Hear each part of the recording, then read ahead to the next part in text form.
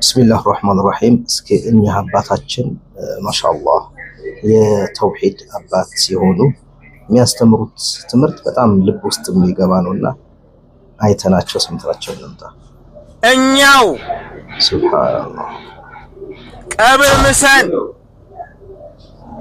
ድንጋይ አምጥተን ጭቃ አብኩተን ማሻአላህ ከፈን አምጥተን ልብሱን አውጥተን ሰዓትም ተሆነ አውጥተን ከልጆቹ ለይተን መስጊድ አስቀምጠን ሶላተ ጀናዛ ሰግደን الصلاه على الميت ብለን ሰግደን በቀብረነው እንዴት ነው ዶሪ ሰርተን እሱ ዘንድ ሄደን ስጠን የምንለው?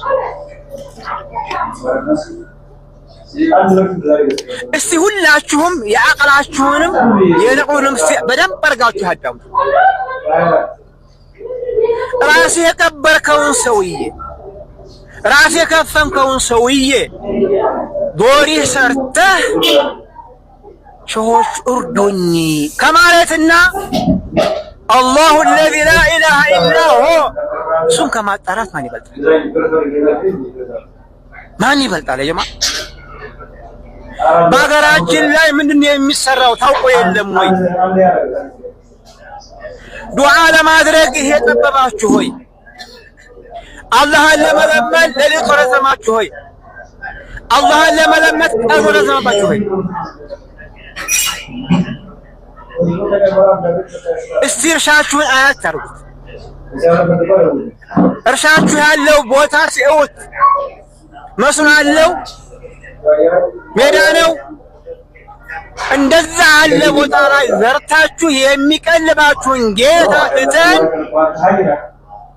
ዶየራ ሄደን አባይ ይርዱ ከረማሰር ፍየል ይዞ መሄድ አረኝ ባካችሁ ደረሱልኝ ባካችሁ ለይስጡኝ ባካችሁ ያንን 77 አይታችሁ የለም ወይ? እድሜ ያላችሁ ያጀማ የሀገራችን ሰው አርሙ ላይ ግፍ እንዳለ የዛ አካባቢ ሰው እንዴት አለ አደጋ እንደደረሰበት ታውቆ የለም? ማን ረዳን የዛ ሰዓት? እሺ ማሻአላህ እንደነዚህ የተውሂድ አባቶችን አላህ ያብዛቸው። የሽርክና የቢድዓ አራማጆች ደግሞ አላህ Subhanahu Wa Ta'ala ሂዳያ ይስጣቸው ወይም አላህ ያንሳቸው፣ አይጠቅሙምና። ስለዚህ እንዲህ አይነት የተውሂድ ትምህርት በጣም አስፈላጊ ነው በአሁኑ ዘመን። እኔ በጣም ምክርባችሁ ሁልጊዜ ትችት እንዳይመስላችሁ። የተውሂድ አባቶች እንዲህ ሲያስተምሩ